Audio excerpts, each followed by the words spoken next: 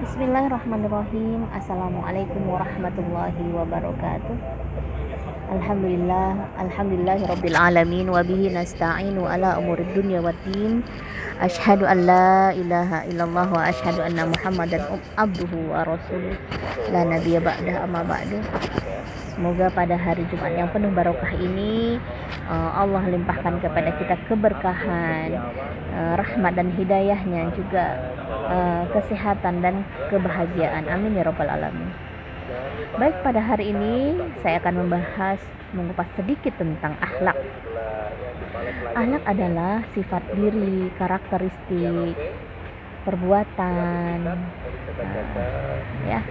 Nah, akhlak ini bisa terbagi menjadi dua. Yang pertama adalah akhlak mahmudah, yaitu akhlak yang terpuji. Akhlak yang terpuji ini seperti apa? Yang terpuji ini adalah kita mencintai Allah. Mencintai Allah dengan apa? Mencintai Allah dengan cara mengerjakan sholat 5 waktu, jangan sampai ketinggalan. Mengaji minimal 1 halaman ataupun setengah halaman sehari, jangan sampai ketinggalan. Itu kita bentuk cinta kita kepada Allah. Banyak lagi sebenarnya perbuatan-perbuatan cinta kita kepada Allah lainnya. Kemudian kita apalagi akhlak yang mahmudah ini, kita beriman kepada malaikat. Kita paham bahwasanya di samping kiri kanan kita ada malaikat, yang mana ketika kita mau berbuat buruk, kita takut untuk melakukannya. Nah, seperti itu. Nah, karena ada malaikat yang ingin langsung menuliskan, oh ini perbuatan buruk, oh ini perbuatan baik, seperti itu. Nah, kemudian apalagi yang harus kita lakukan untuk akhlak mahmudah ini? Tepat janji, jangan selalu PHP ya namanya ya. Jadi ketika kita berjanji, harus diikutin janji kita tersebut, kita tepati. Kemudian kita jangan suka jangan suka menyombongkan diri. Kita tawadu, ya. Tawadu adalah walaupun kita memiliki kelebihan, tapi kita tidak mau menyombongkan diri kita. Itu juga adalah akhlak yang mahmudah. Banyak sekali akhlak mahmudah yang harus kita lakukan. Itu adalah untuk keselamatan kita di dunia ini. Dan itu perbuatan ini harus menurut dengan pandangan Al-Quran dan hadis. Kadang kita bingung, siapa yang harus kita teladani? Yaitu kita lihat sekarang ini banyak yang menjadi teladan di sekeliling kita. Tapi yang terbaik adalah sebagai umat Islam ataupun sebagai muslim, siapakah orang yang pantas menjadi teladan bagi kita?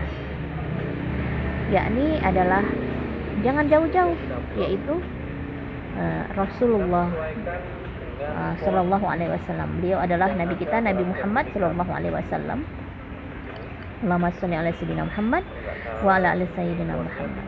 Karena dalam surat Al-Ahzab ayat 21 telah diterangkan, laqad kana lakum fi rasulillahi uswatun hasanah liman kana yarjullah wal yaumil akhir wa zakarallahu katsiran. Ini maksudnya sesungguhnya telah ada pada diri Rasulullah itu suri tauladan yang baik bagi kita. Nah, kita bagi orang yang berharap rahmat Allah dan kedatangan hari kiamat, dan dia banyak menyebut Allah.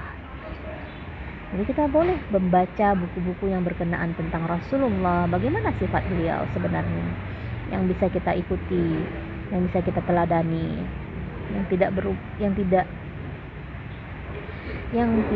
lari dari syariat, seperti itu.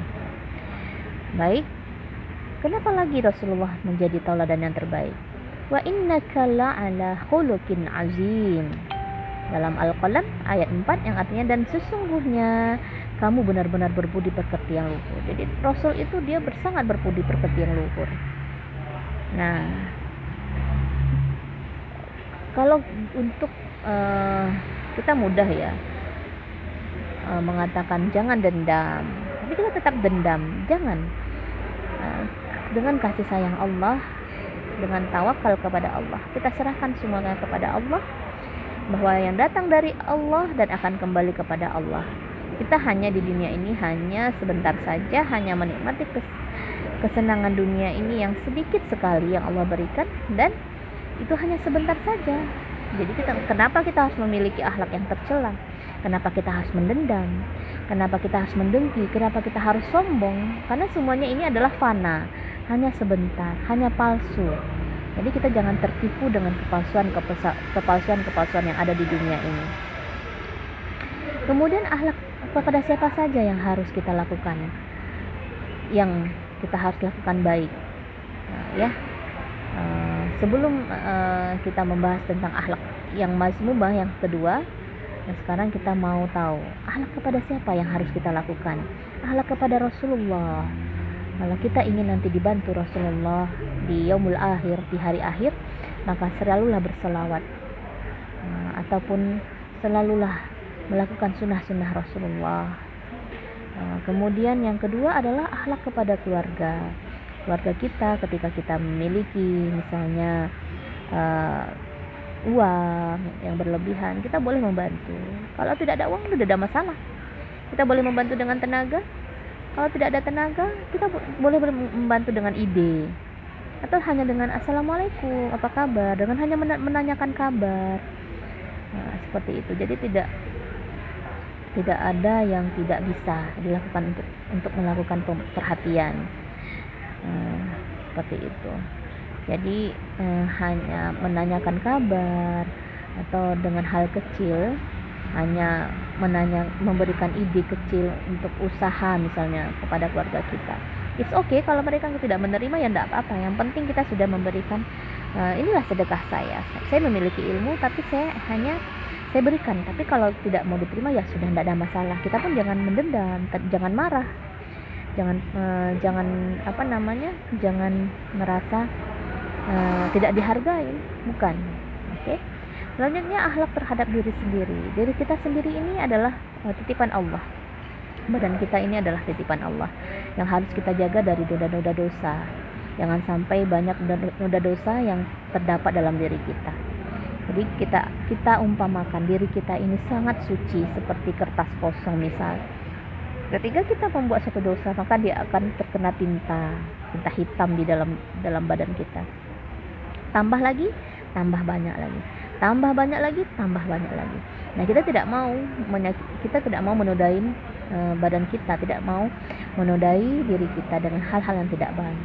Kemudian dengan siapa lagi? Akhlak terhadap sesama makhluk kita, sesama kita manusia, ya, makhluk nanti sama manusia dulu. Tidak menzalimi kawan kita, tidak menyakiti hatinya, tidak membuat dia sedih, tidak membuat dia kecewa, tidak mendendam kepadanya, tidak iri hati kepadanya. Dia bahagia, kita bahagia. Alhamdulillah temanku bahagia. Mudah-mudahan Allah rahmati dia. Dan ketika kita mendoakan orang lain, maka itu akan berbalik kepada diri kita. Maka doakanlah yang baik-baik.